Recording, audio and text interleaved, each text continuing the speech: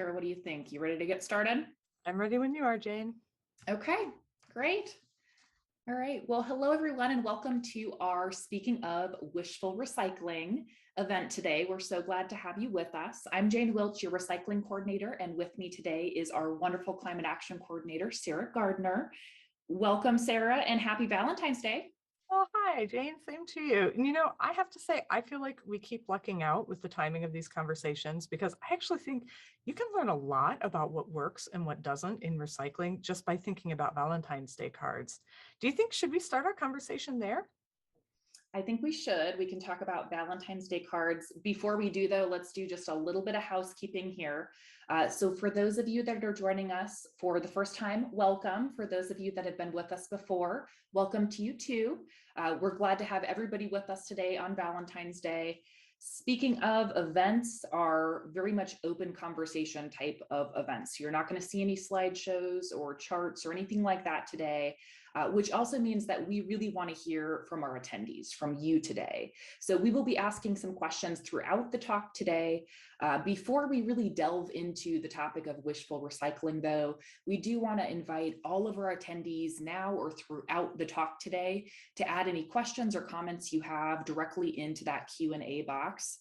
We'll incorporate them, build them into the conversation as we go, or we will also address those during the Q&A session at the end. That's right. And, we also want to say, like many others in the Zoomiverse, we have previously had some technical difficulties at times with our connection freezing. And we want you to know, first and foremost, we are working on solutions to this. That's actually partly why you see Jane in a different setting today.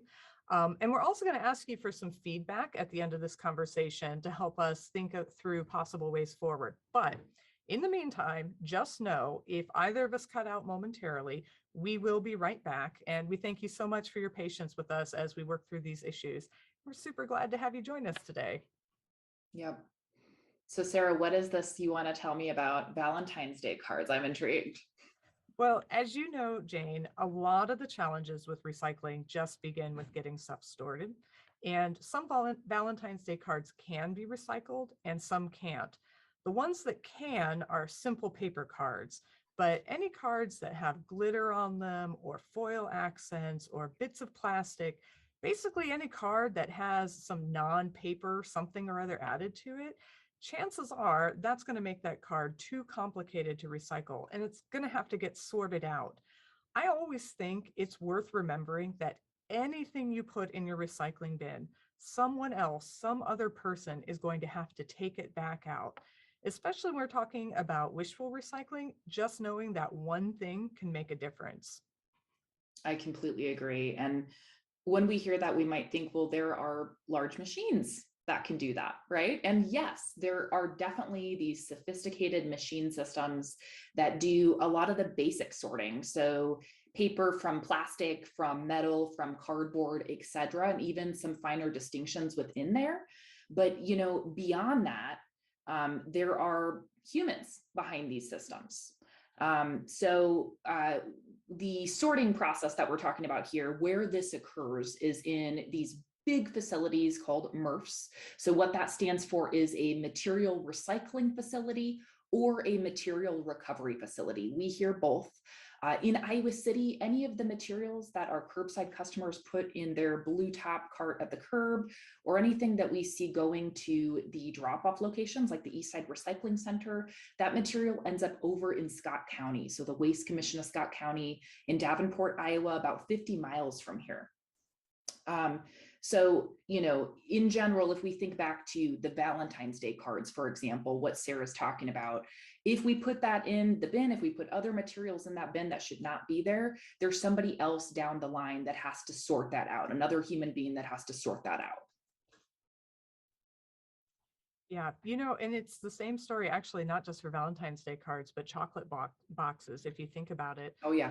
The cardboard boxes can be recycled because they're cardboard, unless they have glitter or foil or fabric or plastic flowers on them. I have to say, I actually really love the term MRF. It's one of my favorite sustainability terms because I think it's like the cutest possible name for an industrial operation the size of a warehouse. I have actually been to the MRF in Scott County and seen a bunch of our recycling material being processed. And you're exactly right, Jane. Those systems rely on people to do the final sorting. So if anyone has ever been tempted to put something in the recycling bin that, say, has like some food still on it, that's a common culprit. Yeah. And I think the thinking behind it is often like, oh, well, I'll put it in here and that food material will get cleaned off of it when it goes to get recycled. A big thing to remember is it won't. And in fact, someone else is going to have to touch that item to take it back out several days from now when it is good and gross. Yeah. Yeah, that's very true. And it's not just about it being gross, even though that really is bad enough. That sorting costs a lot of money.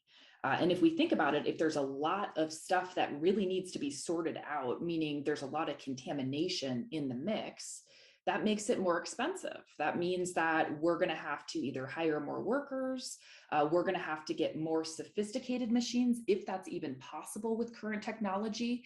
It might mean that we have to slow down the conveyor line in order to pull that contamination. Either way, it can make it very, very costly. And that honestly is before anything is even getting recycled.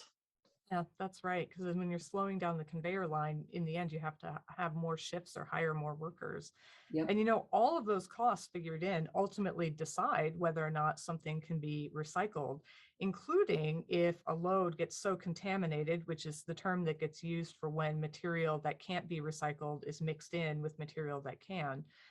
If a load is too contaminated, it becomes too costly and too difficult to get sorted, and then it just gets sent to the landfill. And that's actually where that perception comes from, that recycling just gets landfilled.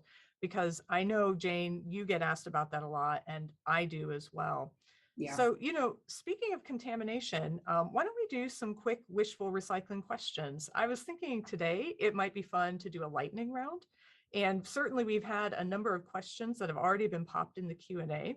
So why don't we ask everyone listening to put something in the Q&A box that they aren't sure can be recycled. And we'll just give a quick yes or no. And then as we keep talking about them, maybe it'll become clear why. What do you want to do, Jane? How about I read them out? And because you're so nice, you can give the yes and no answers. I am fine with that, Sarah. That sounds great. Yeah. So it looks like at the top of the list, there's a question about corks, and this includes rubber corks and wooden corks. Okay. Rubber corks would be regular trash. Other types of natural corks are fine to recycle via our bin at the Eastside Recycling Center. I bet you can answer this one too, Jane. What about corks that sometimes you see in whiskey bottles, corks that have a wooden top, based on just what we were saying about things being made of more than one material? How might that guide us on those kinds of corks?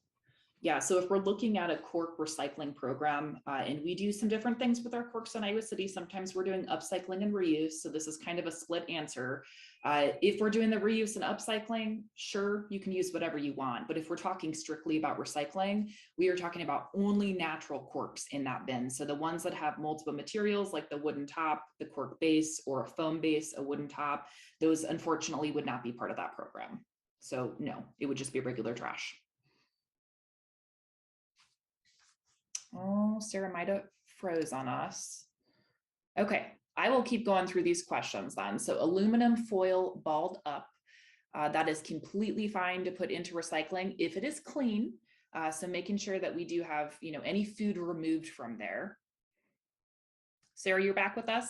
Yep, I am. Were we still talking about corks? No, I just did aluminum foil. So we can great. keep going down the line now. Yeah. Okay. We have a question from Feather Lacey, who said she has at least 12 items that she wants to show and ask if we can recycle them. I'll just say, unfortunately, Feather, we don't have a way of turning the videos on due to the way the Zoom is formatted. But if you want to just type those items into the Q&A box, we'll get them answered for you. Yep. The next question comes from Miriam, who lives in North Liberty, Jane, and she wants to know how the guidelines differ from North Liberty from Iowa City. And I know, of course, you serve the whole county and not just Iowa City. Is there any quick comment you can make here? I think the big difference there is glass. So if you are a curbside customer in North Liberty, that is contracted through Johnson County Refuse, which will accept glass in their curbside program. That's a big difference. In Iowa City, we don't accept glass. And I know they do have all their guidelines on the Johnson County Refuse website as well. Great. So the next question is about old underwear. Can you put it in, should you put it in the garbage, or can things like bras and panties be recycled? Not a super simple answer to this. So in general, the city does not currently have a textile recycling program. However, if you regularly donate things to either Goodwill or Salvation Army, they do have at the point of donation, they sort through everything, inspect it, anything that is not able to be resold on the sales floor, they actually have a salvage program for. So technically, you could provide it through that salvage program, check with Goodwill or Salvation Army first, but that would be the main option if it's something that's past use. All right, the next one that gives you and I heartburn both. It's a question about the kinds of plastic that comes wrapped in Amazon shipping bags. You know, those things that are sometimes labeled as recyclable. Sure. Shame on Amazon. And I assume you're talking about like the air pockets. Air pockets are also just plastic wrap that gets wrapped around products. Sure. Okay. So, first of all, the first priority with those is reuse. So, if you are shipping something, if you are moving, whatever, try to reuse that at home. Or if you want to get rid of it and want to offer it to somebody else to reuse it, another option would be the mailboxes of Iowa City Business downtown. They do accept clean air pockets, bubble wrap, etc. If it is beyond that point, you can't donate it for reuse.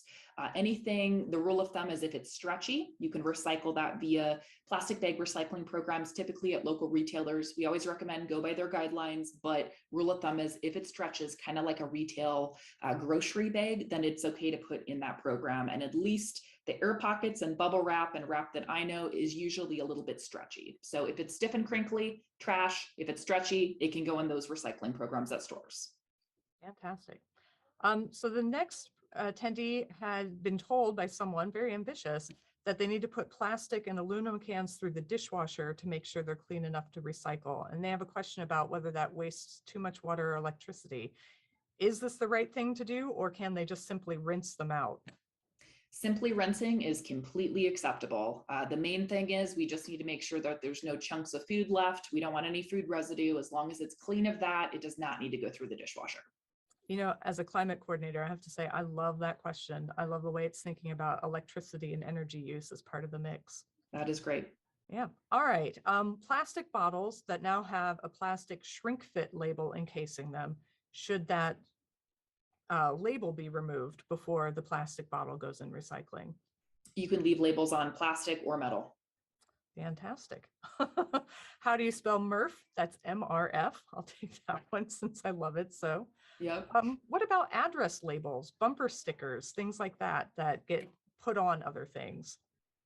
Yeah, that is fine. So if we're thinking junk mail and mail, for example, there's a lot of great examples in that. So whether it's address labels or some of the plastic sleeves we see inside envelopes, that type of stuff is actually okay to leave on the paper. Same with cardboard boxes. If you've got some tape left, just the process of how that paper goes through a pulper when it ends up at the paper mill, any of those non-paper materials are actually sorted out. And then the pulp is separated to be recycled into new products. So yeah, it is okay to leave those on. The next one comes from Allison, and she's asking for tips or advice on reducing wish cycling in the workplace or organization. I actually will give a little pat on the back to Jane here. She's done this really great thing in City Hall where next to shared recycling bins, there's also a box of shame where anyone who spots things that are in the recycling bin that really shouldn't be there can be removed so that folks have a chance to see what it is before it gets taken away to be thrown away. So that's actually a great technique because there's a bit of education involved. Any other tips you have, Jen? Well, I need to not take the credit for that. I think that's actually just awesome city employees that are trying to be really conscious about recycling. I've seen some departments do that. I think it's great because it's education right in front of you when you're going to the bins to throw something away. Jane, could you clarify if milk or broth containers can be recycled? So we're talking about cartons. Yeah. And probably it's worth mentioning cartons that even have the plastic spigots. Those are all fine. So we typically refer to those as aseptic packaging, or we just, in our outreach generally call them waxy cartons. So those are completely fine to go into recycling at the curb, or if you're taking those to a drop-off location, that would go into the paper bin. So typically what we see with those is soup, juice, and milk. So yes, those are completely fine. Okay. Looks like Sarah might have frozen up. I think we'll probably continue on. We'll have plenty more time to review what's going on in the Q&A. Like we said, please feel free to add any comments or questions to that, and we'll keep referring back to that as well. So thank you everybody for these questions. We really appreciate that. Some great discussion so far. Chances are everyone in this discussion, including Sarah and I, have probably put something in the recycling bin that was not supposed to be there. And how do we know this? Well, the Environmental Protection Agency actually collects data on this. So they look at recycling data across the United States. And what they have found is that about 25% of everything that ends up in the recycling is not supposed to be there. So that's about 1 in every 4 items is considered contamination, which is quite a lot. So what it really comes down to with that, the majority of what we're seeing with that is wishful recycling. So when we see somebody putting something in a recycling bin that either they feel bad about throwing in the trash, or maybe they're just not really sure if it can be recycled or not. And so they have high hopes and put it in the recycling bin anyway. Hi, Sarah, welcome back. Oh, I think you might be on mute. Said I think I jinxed myself being the one talking about the technical difficulties we've had. And actually, Jane, when Zoom let me back on, it cleared out the Q&A box for me. So I think you may have to take it for those last few answers. Oh, no, that's totally fine. I think so. I think you were just about to tell me about some of your guilty contamination mistakes. Oh, so we've already talked about how 1 in 4 items that go in a recycling bin can't be recycled. I just shared the EPA stat with our attendees. Yep. Well, you're absolutely right. It is embarrassing to me now. But, before I worked in recycling, I made a lot of those common errors that most people do. And I'm sure that on some in here and there, I still make errors because this can be surprisingly complex. So I used to put in things in my recycling bin like plastic forks and spoons, ink pens, yogurt containers with the wrong recycling number on them, like a 5 or a 7 instead of a 1 or a 2, hoping like maybe they could get recycled anyway. And with ink pens specifically, I would think to myself, well, this is made of plastic and it's made of metal, and plastic can be recycled and metal can be recycled. So great, this pen must be able to be recycled. And when I remembered that later, when I worked as a recycling coordinator, it kept me from being, angry when I had to do things like pull an entire exercycle out of a drop-off recycling bin, because I knew that that person had made the same good faith mistake that I had made, thinking parts of this are made of plastic, parts of this are made of metal, must be recyclable. But it doesn't actually work that way, especially for curbside and drop-off recycling. And one of the things you learn early on is that if there is a rule of thumb to the complexities of recycling, it's usually that only simple items made from a single material can be recycled. So anything that has to be pieced apart, like that exercycle or those ink pens, that's more than a curbside program can handle. The same story with the Valentine's Day cards. There isn't a good process mechanically for separating them out, so they aren't simple enough to be recycled. Though, if you want a pro tip, and you have one of these Valentines right now, you could tear the paper part, like if it has just a plain paper back, you could tear the back off from the front that has the foil and glitter, put the foil and glitter part in your trash, and put the plain paper part in your recycling. Really, you can apply this idea about keeping things simple to so many different things. Like toothbrushes, they're made with bristles and a handle that are different materials, so they're tough to recycle. Coffee cups, that's paper with a wax liner, different materials, tough to recycle. I know, Jane, this is why you and I both raised an eyebrow when a certain single brew coffee company said their coffee pods could be recycled. Yeah, those pods, we get a lot of questions from our residents about those pods. And the problem with them, just like what Sarah's explaining, is that they've got multiple different materials that help to filter that coffee. There's not a simple way to separate those different materials out. So the plastic from the sort of paper or metal foil, there's just a lot going on in there.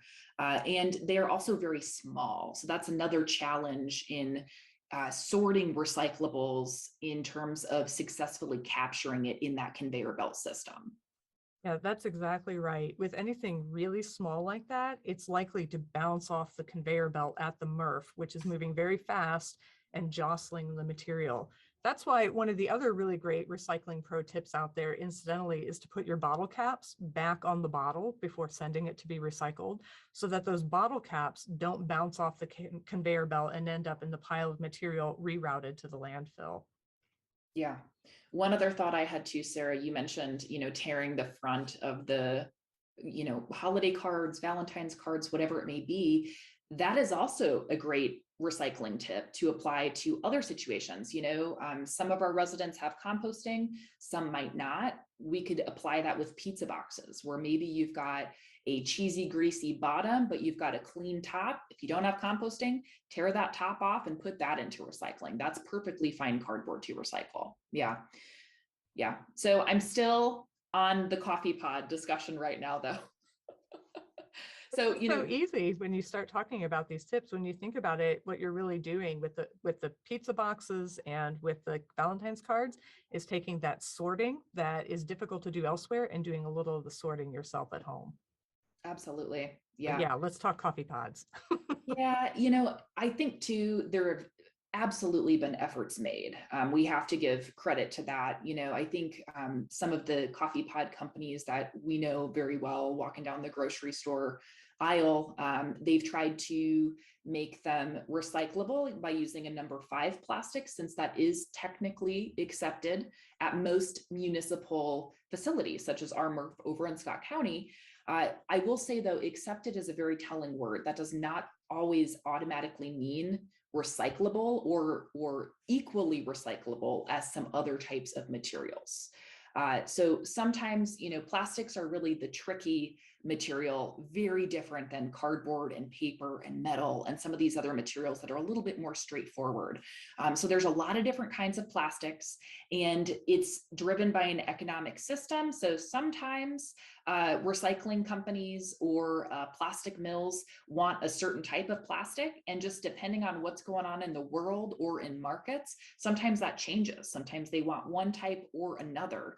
And so with that, instead of constantly having to change the education and the marketing to the consumer, sometimes the MRF just takes, a mix of many different types of plastics, because we'll let the pros at the MRF sort it out, especially with some of those fluctuations and what can actually be accepted. So just understanding that there is technically a difference between the word accepted and recycled. Sometimes what that really means is, give it to us and we'll figure it out if it can be recycled or not. Yeah, that's exactly right. Those folks at the MRF are so good at what they do. And actually you mentioned that the coffee pods are made from number 5 recycle or plastic. Number 5, as we know, is a really recycling unfriendly plastic. And that actually brings us to the barrel of monkeys, which I brought in today, because I find it a useful way of understanding the recycling limitations of plastics. Do you want me to get my monkeys out, Jane? I absolutely do. I've been waiting for this, Sarah. So here are my monkeys. And the way they relate to plastics is that all plastics are made of long chemical chains called polymers. And all you really need to know about polymers is that the longer the chain, the more flexible it is and easy to mold into different shapes. So just like this long chain of monkeys, you can move it around. Literally, that is why plastics are called plastics, because they have this quality known as plasticity, the ability to take different shapes easily. Now, number 1 and 2 plastics are made of these long chains, and that's why they're best for recycling, because there's a lot of monkeys to move around to be able to shape into new shapes and new products. But shorter chains don't have the same kind of flexibility. So like a chain that has just 1 or 2 monkeys, you can't really move it as much. It's just not as flexible. And that is why plastic isn't infinitely recyclable the way glass or metal are, because every time plastic gets recycled, those chains get shorter and shorter as part of the process. So plastic really generally only gets recycled about once, sometimes twice, before it ends up being made into something like fleece that can't be recycled enough anymore. And that's because there just aren't enough monkeys left in the chain. This idea actually works really well for paper too. Paper is another thing that can't be infinitely recycled, although it's a little better than plastic. It can be recycled about 4 to 7 times before it breaks down too much to be usable anymore. And with wood fiber, it's more like the arms of the monkeys get shorter and shorter. It's wood fibers that are softening so that they can't grip onto other wood fibers in the same way. Yeah. That's all you need to know about monkeys and recycling, really. I think that is such a great example, though, Sarah. It's very understandable for a pretty complex chemistry behind plastic. So thank you so much for bringing the monkeys today. And you mentioned paper as well. So I think a good example, just to share with our audience today, a good example of a paper that might be at the end of its road for recyclability would be like tissue paper. So typically what we sometimes see in gift bags at the holidays, that is just too short of fibers, can't really do anything with it. So what we recommend for that is reuse it as much as you possibly can. And any tissue paper that is plain, so no glitter, no metallic, nothing fancy on it, just plain tissue paper, can go into the compost as well. So just as an outlet for that. I think with everything that we're talking about, it's also important to mention that some things are recyclable, but they're too tricky to put in the curbside system. And typically what we look at for that is either the complexity of an item, or sometimes even the safety concerns related to how do we recycle this? How do we dispose of this in the safest possible way? So an example I have for everyone today is batteries. That really fits both of those worlds. It's a safety concern. Of course, we would not want that in a truck compacting, but it's also very complicated. There's a lot of materials in there. And what that means is it's recyclable, but it requires a specialized approach. That is so right, Jane. Really everything we've talked about so far has been very specific to curbside recycling programs and some basic recycling drop-off programs for materials like paper, cardboard, and metal cans. In general, those things have to be simple enough to be tossed in the back of a collection truck without danger of leaking, or worse, exploding. And that's really where we come to the question of batteries. This would actually be a good question for our participants, because I know there are lots of folks out there who are sitting and thinking about these complex materials and saying, well, I know something like that can be recycled, but I can't put it in my curbside bin. And I'm just a little confused as to why that is. So maybe if you're thinking of one of those items, I want to encourage you to put them in the Q&A. And let's see if anyone can think of some great examples of complex things that can be recycled even right here in Johnson County, but you also know not to put it in your curbside recycling bin. Yeah, we've got some great participation here. Thank you, everybody.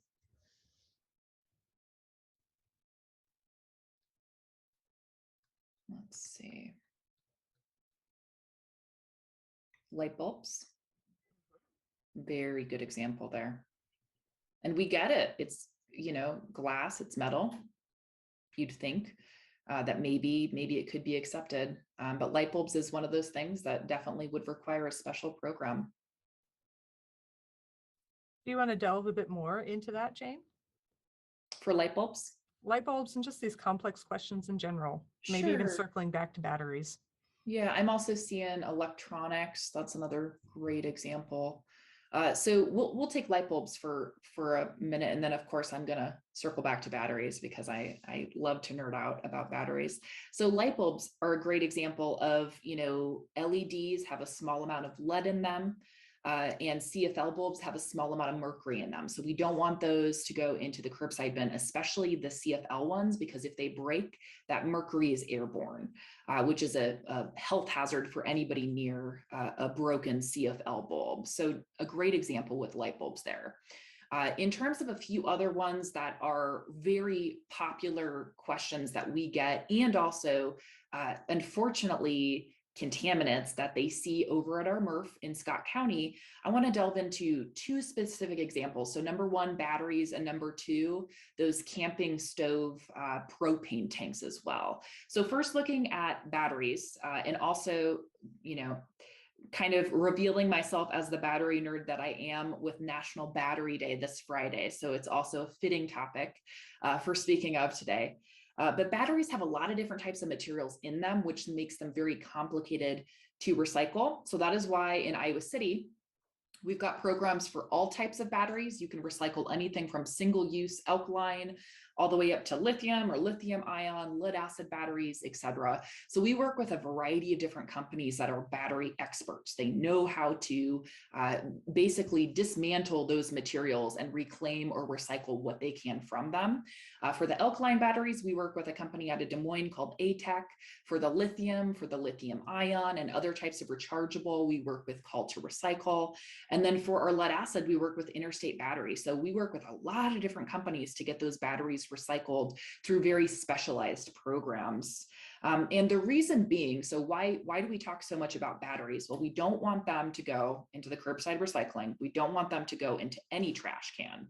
And the reason being is that if they were to enter the back of a truck that is compacting the material, or let's say that they end up in the landfill and we've got compactors or dozers that are rolling over the trash to compact it. Oftentimes what happens is those batteries get damaged. When they get damaged, they spark and they cause a fire. And we've had, many fires at the Iowa City landfill that have been caused by batteries. We have found the battery as kind of a scorched metal mess.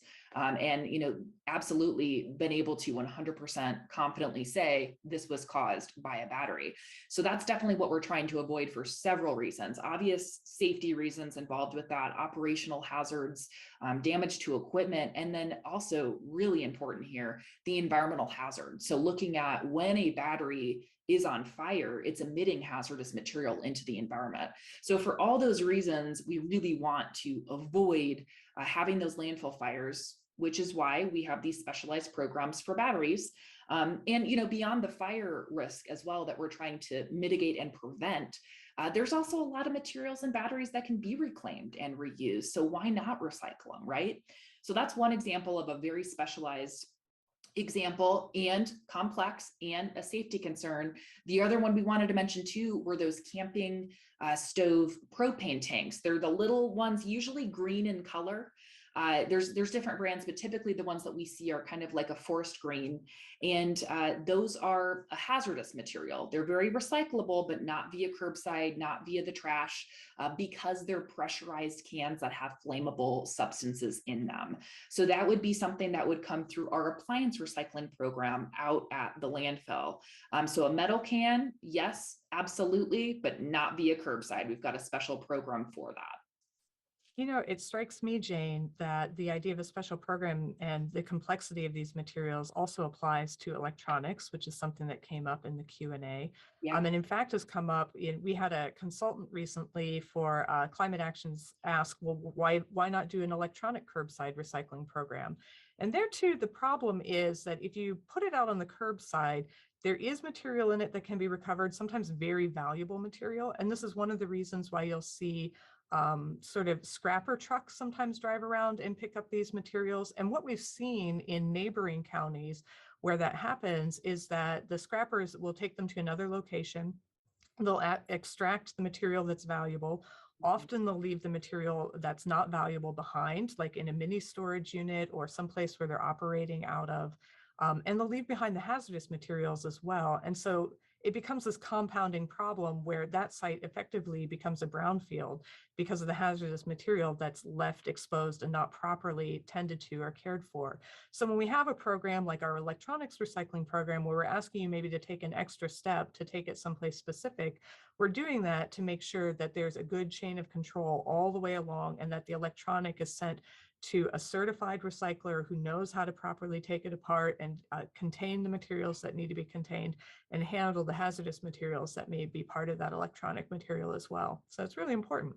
And in Yeah. fact, brings us to another point we wanted to make about these special recyclables that should not go in your curbside recycling, like appliances and batteries and electronics. Some of these are illegal, in fact, to just send to the landfill in Johnson County, correct?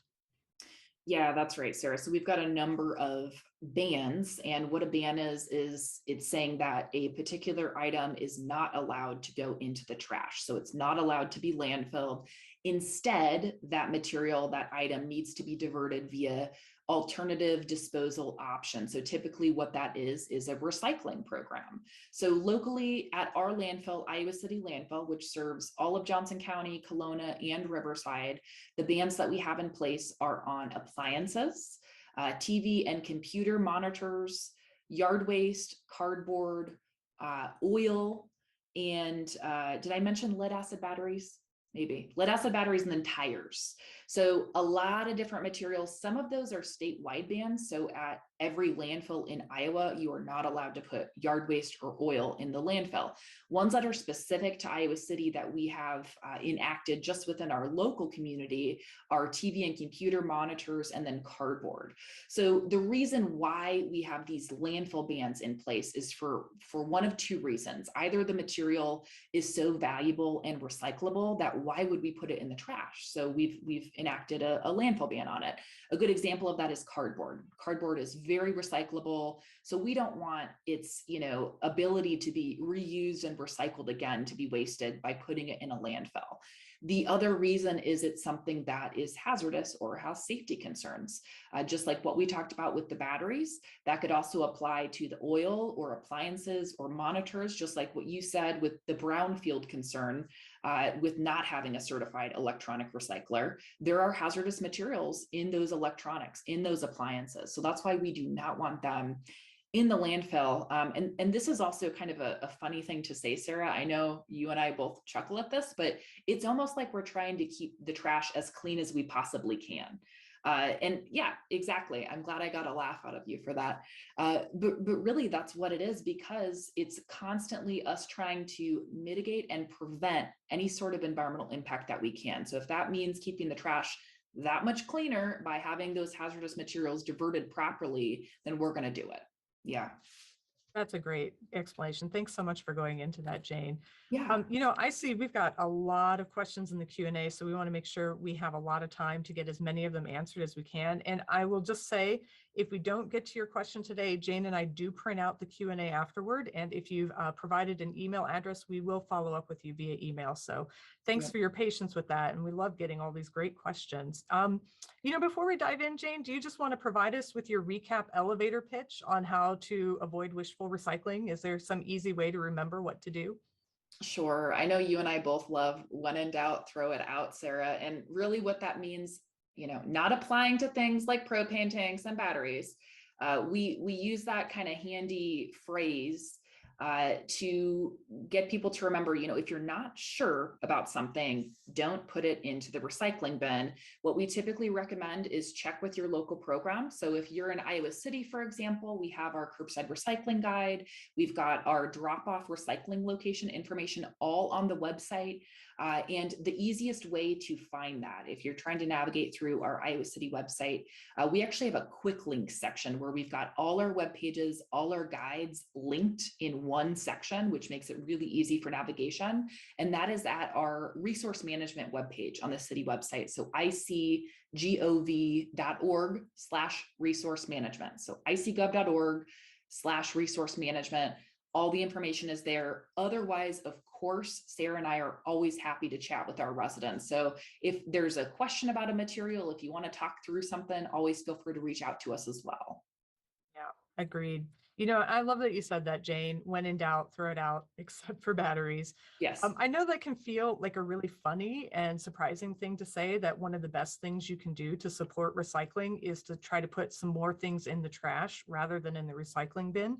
But, that goes right back to what we said at the beginning about how sorting the material drives up costs. And the less money we have to spend on getting materials sorted, the more we have to spend on recycling some of those tougher to recycle items like appliances and batteries. So keeping material that can't be recycled out of the recycling stream actually helps us devote more resources toward recycling more different types of materials in the long run. Okay, Jane, are you ready to hear some of these really great questions? And hopefully Zoom keeps me on this time. Absolutely. Do you want to read them aloud? Or Yeah, start I'll over? do that. I'll scroll up as far as I can go. It looks like pump tops on top of lotion, dishwashing, and liquid shampoo and soap. Something that can be recycled? Nope, regular trash. So take the pump out, wash out the bottle. The bottle's fine to recycle. Right. And that goes back to what we were saying, it's because it's got metal bits in it. What about recycling multi-layer Tetra Pak containers, the kind used for juices and some food products? Fine to put into curbside recycling, or if you're at a drop-off location, put that into the paper bin. How about clamshells from grocery products? Regular trash. All right. And we have a comment asking this very popular question, that it's inconvenient to not collect glass at the curbside, and just wanting a little explanation as to why not. Yeah, that's one of my favorite topics, actually. So we are one of the communities that really stands by not having glass included in curbside single stream recycling. The reason being is that very different than the other types of materials that we're putting in those blue top roll bins for curbside recycling, glass breaks. And when it breaks, we've got lots of different pieces that mix in with all those other single stream materials. What ends up happening is that those other materials get dusty and dirty from the glass shards. And in return, having all that mix of materials around the glass pieces actually dirties the glass, lowers its quality, makes it a lot more difficult to recycle. So what we do in Iowa City is we've got the separate drop-off locations to keep glass just with glass, which keeps it very clean, very high quality. And Ripple Glass, who we work with at Kansas City, they love our glass because it's such a clean, high quality product. So instead of looking at how we can include that in a single stream mix at the curb, we've taken a different approach. We're trying to make it even easier to bring your glass to the drop-off locations, again, with the mission of keeping glass just with glass to keep it that good, high recyclability.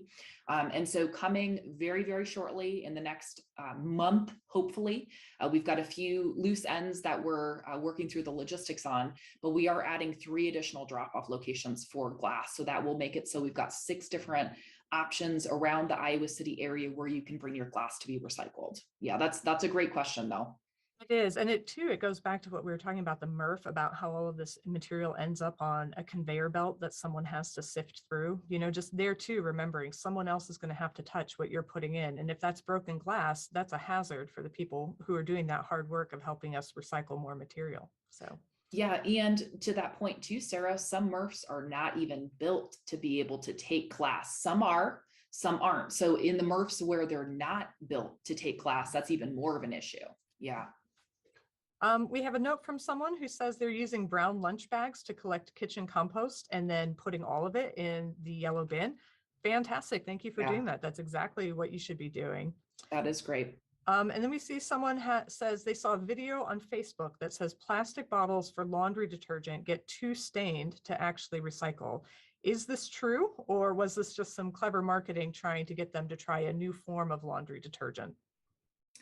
No, I don't think that that's a concern. I think the main thing is just make sure you're rinsing it out, and then re-screw that cap on the top. That's a new creative one. I've not heard that one. Sarah, have you heard that one? No, I haven't heard that. Generally speaking, laundry detergent bottles are pretty high quality recycling material. Yep.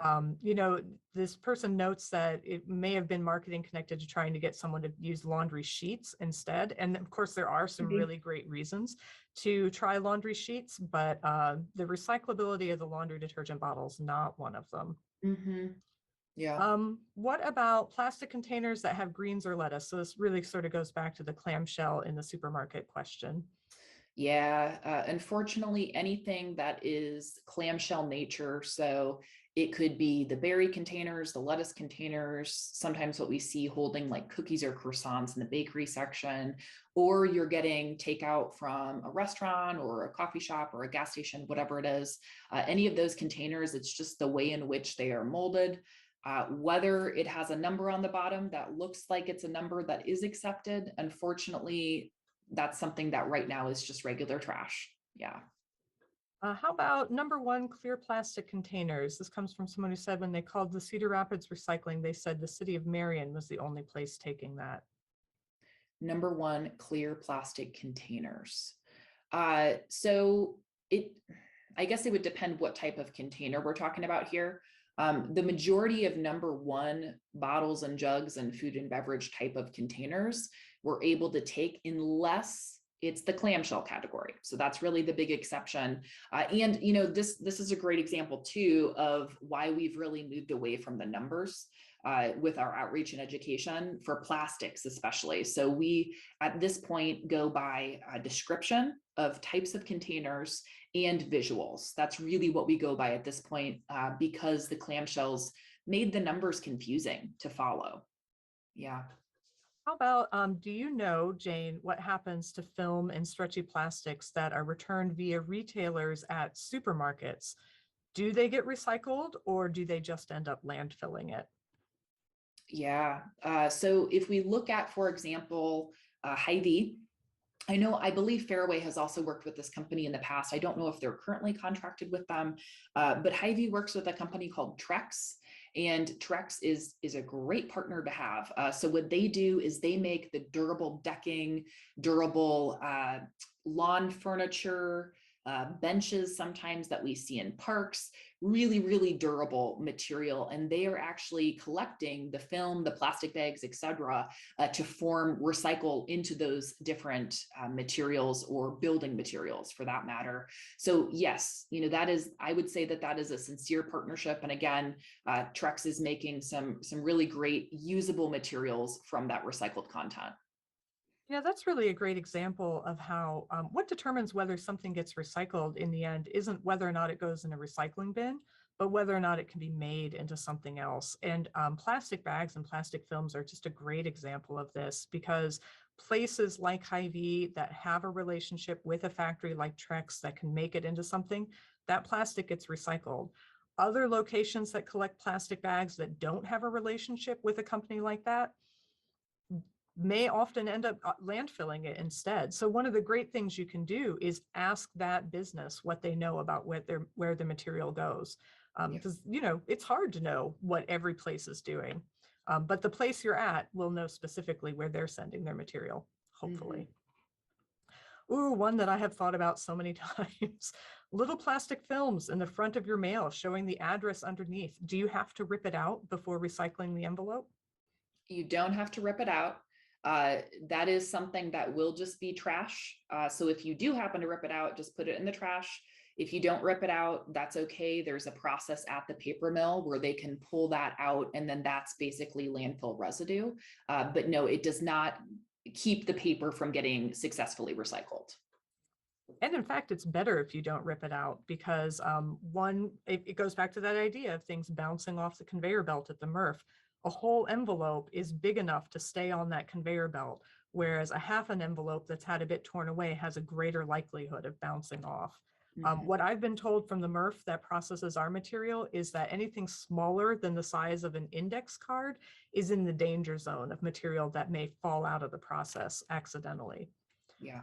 So the next question, can you recycle syringes? Not the needle, obviously, but the plastic tubes that screw the needle on and the small plastic pieces that break off the needle to open them and the plastic tubes that the syringes come in. None of these things have recycling numbers on them. No, yeah, we would not want that through. Unfortunately, that is a pretty dangerous contaminant that our MRF does see. We'd love to see a reduction in that because that's a hazard for many, many reasons. But no, even the plastic parts, we wouldn't want those coming through recycling. If anything has been used by an individual, as a medication or whatever, that is something we would want through our syringes disposal program, which is through our hazardous material collection facility. If it's something that has not been used, if it's just a plastic piece that's remaining from something, the best place for that is the regular trash. However, if there is a loose needle, we do recommend, make sure that's contained in a syringe container until you, eventually dispose of the syringes via hazardous material. Yeah. I know we've touched on plastics quite a bit, but it looks like we've got a couple questions related to what types of plastics can be recycled. So 5s and 7s are no go. Questions about number 6 that aren't styrofoam. You want to touch on that as briefly as you can? Yeah. Yeah. So number 7 is a tricky one. That's sort of the other category. That's where everything that isn't a 1 through 6 ends up usually. And it's unfortunately, because there's such a mix of different types of plastic within the number 7 category, it's arguable that there's a pretty low percentage of number 7 that actually gets recycled. However, we don't, compared to especially number 1s and number 2s, we don't see quite as much number 7 anyway. So that's a good thing to begin with. In terms of the majority of what a MRF is seeing, really a lot of it is 1 and 2, which is great because that's the most recyclable as it is. Number 5, it is a plastic that is accepted. It can technically be recycled, but as Sarah said, it's a lot shorter life because it's got those shorter polymer chains. Anything else you want to add to that, Sarah? Otherwise, I'll keep rambling about plastics. My sense is we're probably hitting on them as well as we move through, so we'll keep going. Okay. The only other thing I guess I would say about number 5s is that definitely falls in the category of material that fluctuates in terms of market demand. And that goes back to what we're saying, that what makes something recycled is when someplace can take it and turn it into something else. Sometimes there are factories that have a need for number 5 plastics, and sometimes they don't. And when they don't, that material then gets diverted out of the recycling stream into the landfill for lack of a place to go. Yeah.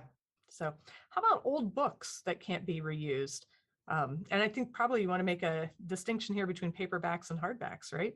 Yeah, so paperback or soft cover books, those are fine to put into curbside recycling. So think of things like phone books, for example. That's fine to put into curbside recycling, or the paper bins at our drop-off locations, such as Eastside or South Riverside.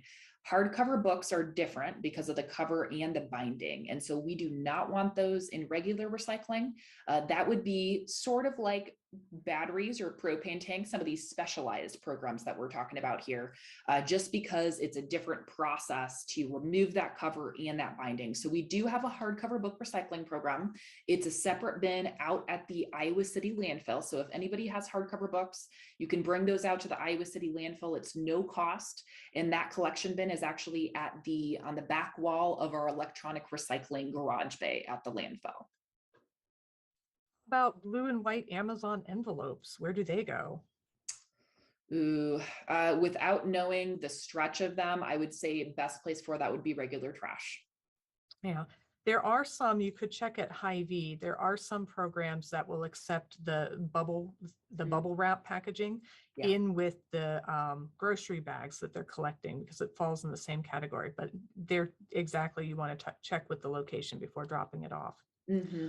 Oh, Del Holland is asking us about plastic toys and whether my monkeys can be recycled.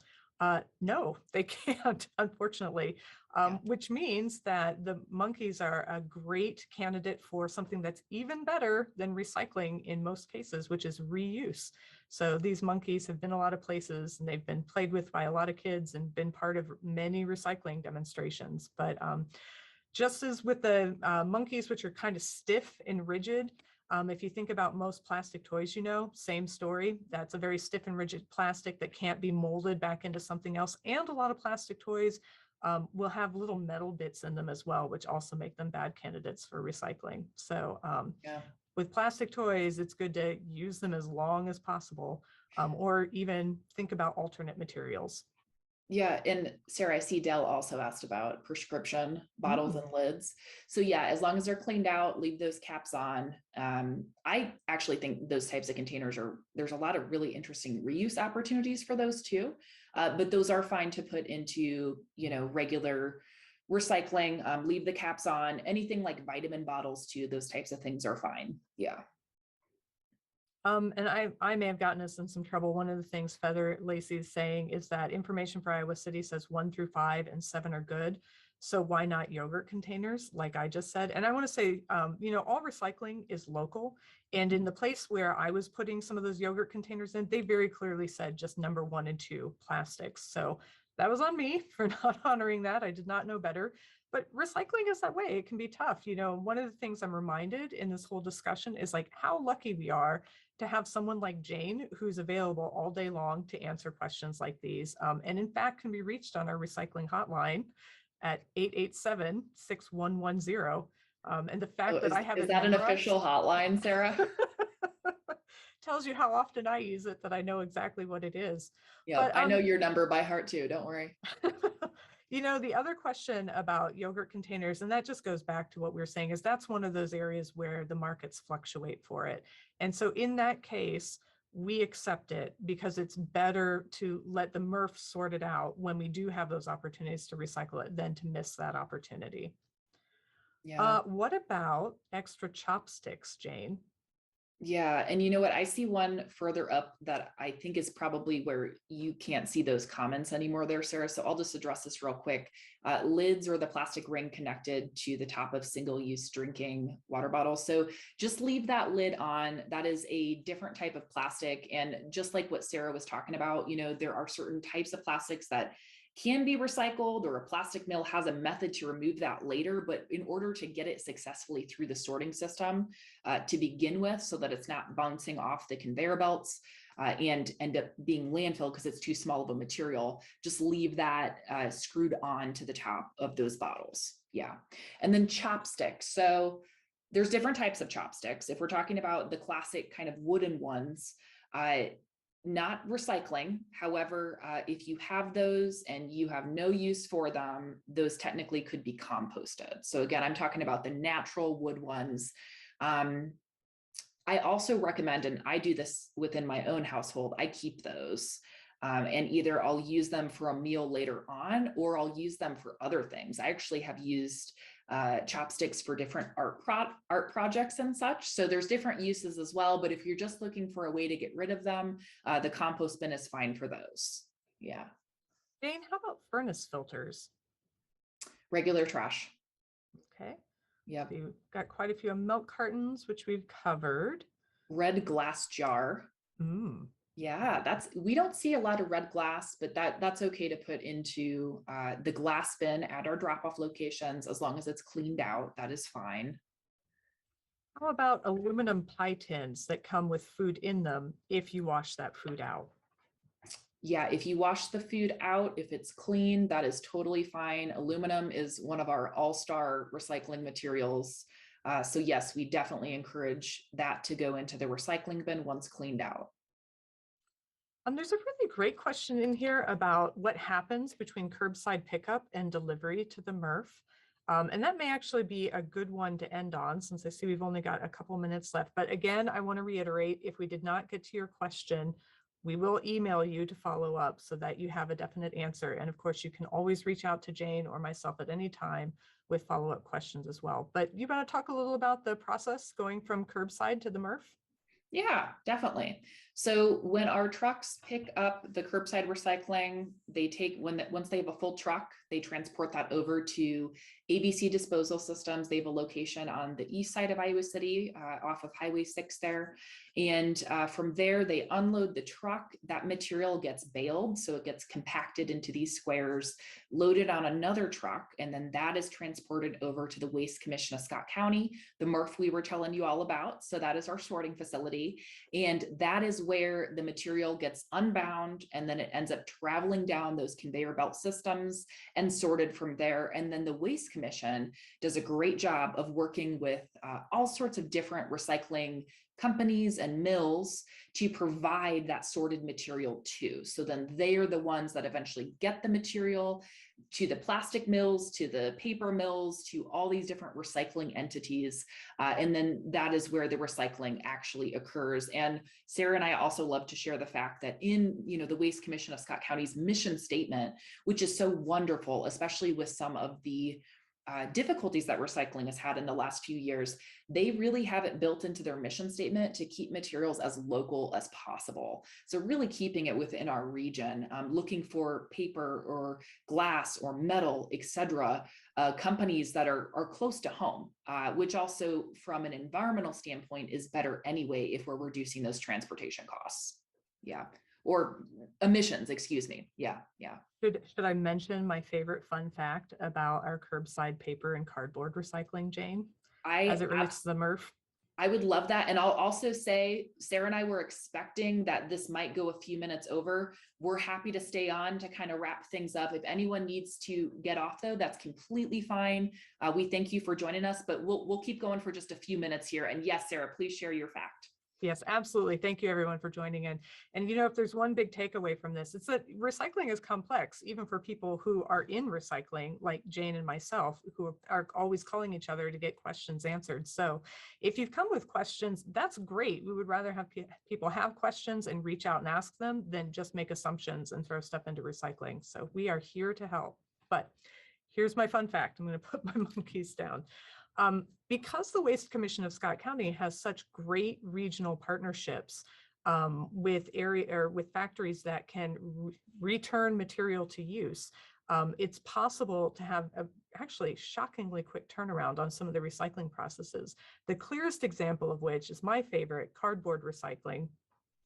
From the time you put your cardboard into your curbside bin and it gets collected by the trucks that Jane was just talking about, taken to another location to be baled. Those bales are sent to the MRF in Scott County. They're taken apart and sorted. The cardboard is pulled out and rebaled and then sent to a paper mill, in this case in Valparaiso, Indiana, where the material is pulped and then reformed into new cardboard, then cut into boxes, sold to Amazon, repackaged with something in it, and delivered to another house. All of those things elapse in just 11 days. So anything you are putting into your curbside or cardboard recycling right now, by the end of next week, will be delivered to someone else's home as a brand new box, which is just an amazing example to me of how when recycling works well, it can really work. And when it has some complicating factors, well, we're committed to helping sort through those. Absolutely. Yeah. Now, Sarah, should we do our quick poll at the end here? Oh, yes, that's a great idea.